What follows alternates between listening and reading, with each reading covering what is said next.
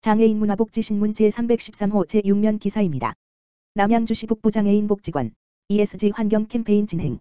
남양주시 북부장애인 복지관은 2022년부터 ESG 행정 실천을 위한 환경 캠페인을 본격 추진한다고 22일 밝혔다.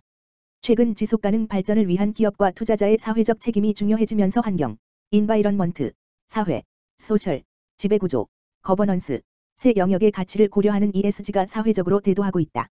지난해부터 환경의 날 및 에코 남양주에 맞춰 환경보호 활동을 추진한 남양주시 북부장애인 복지관은 시의 환경 정책에 적극 동참하기 위해 ESG 환경 캠페인을 추진키로 한 것이다. 캠페인은 텀블러 이면지 손수건 에코백 사용 및 음식물 쓰레기 제로 실천 등 탄소 배출 감소 위한 그린오피스 캠페인 환경 인문학 강좌 개최 장애인 일자리 직무개발, 다회용품 대여 사업, 추진 지역 유관기관과 연계한 자원봉사자 플로깅 활동 복지관 종사자 지역 플로깅 활동 등 다양한 형태로 추진할 계획이다.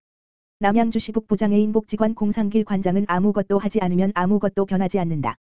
비록 작은 움직임이더라도 이런 우리의 노력이 모여 큰 성과를 이룰 것이라며 남양주시 북부장애인 복지관의 ESG 환경 캠페인에 지역 주민들의 많은 관심과 참여를 바란다라고 전했다. 남양주시 북부장애인 복지관 미리네마을 4-3 단지 주거행복지원센터 장애인의 안전한 주거생활 위한 주거환경 개선 진행.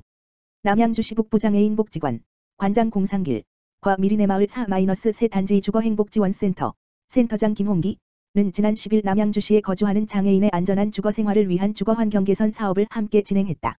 남양주시 북부장애인 복지관과 LH의 후원을 받은 미리네마을 4-3 단지 주거행복지원센터가 이번 사업을 지원했으며 지역 봉사단체인 별미봉사단의 도움을 받아 주거환경 개선이 필요한 장애 가정 내 청소를 진행하고 훼손된 도배지, 장판, 싱크대 등을 보수하는 작업을 했다. 남양주시 북부장애인 복지관 관계자는 단순 주거환경 개선에서 끝나는 것이 아니라 대상자에 대한 모니터링을 지속적으로 실시하고 다양한 프로그램과 직업훈련 등을 통해 대상자가 지역사회에서 안전하고 행복하게 생활할 수 있도록 지원할 계획이다라고 밝혔다. 이번 사업을 주체적으로 진행한 미리네마을 4-3 단지 주거행복지원센터 김홍기 센터장은 남양주시 여러 기관들의 협력과 입주민들의 자원봉사 덕분에 저장강박증 세대를 전방위적으로 도울 수 있었다라며 단지 내 입주민들의 행복한 삶을 지원하기 위해 더욱 노력하겠다라고 말했다. 한편 남양주시 북부장애인 복지관과 미리네마을 4-3 단지 주거행복지원센터는 지난 8월 3일 남양주시에 거주하는 장애인들의 복지 향상을 위해 업무 협약을 진행했으며 장애인들이 다양한 복지 서비스를 이용할 수 있도록 긍정적인 협력관계를 형성해왔다. 남양주시 미래를 만나는 평생학습 메타버스 입문 12월 과정 진행.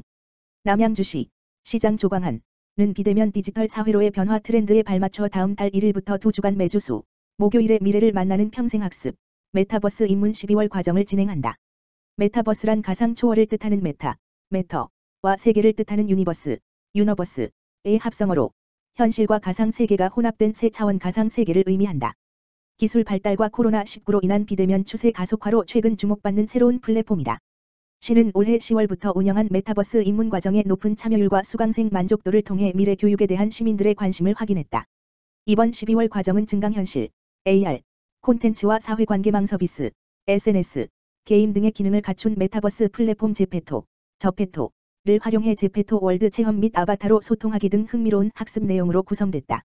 학습 일정과 세부 내용은 다산서당 누리집 홈페이지에서 확인할 수 있으며 23일 오전 9시부터 온라인 다산서당 https://desein도.nyj.co.kr 선착순으로 신청이 가능하다.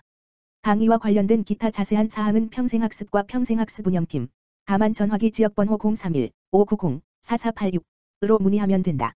한편 시는 비대면 온라인으로의 변화 추세에 따라 위스 코로나 시대에도 지속 가능한 평생학습 체계를 마련하기 위해 메타버스 캠퍼스 운영을 준비하고 있으며 메타버스 입문 과정 및 플랫폼 체험, 다양한 트렌드 강좌 등의 프로그램으로 구성할 계획이다.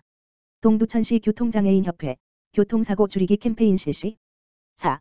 한국교통장애인협회 동두천시지회 회장 김태수가 지난 22일 지행역 일원에서 교통사고 줄이기 캠페인을 개최했다.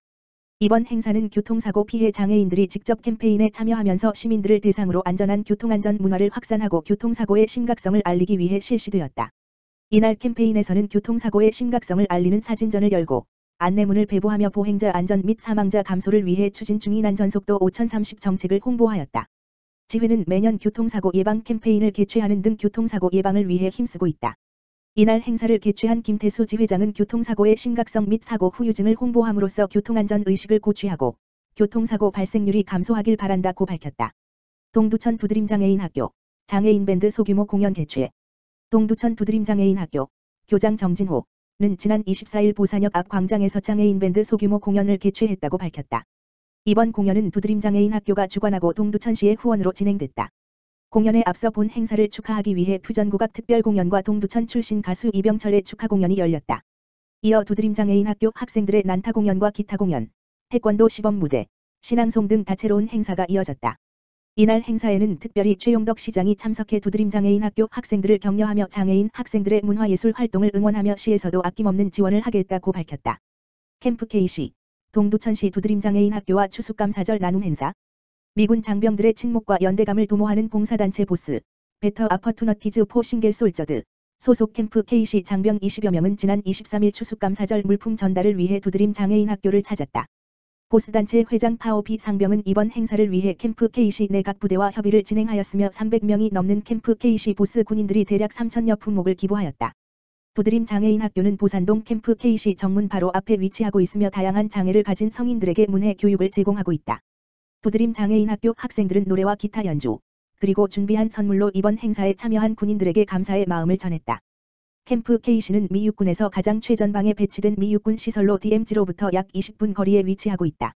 미 육군은 보스 프로그램을 통해 병사와 지휘관 그리고 독신 또는 가족 비동반 병사들의 복지와 사기 증진을 향상시키고 있으며 프로그램에 소속된 군인들은 자원봉사 활동을 통해 지역사회와 강한 유대감을 형성하고 있다.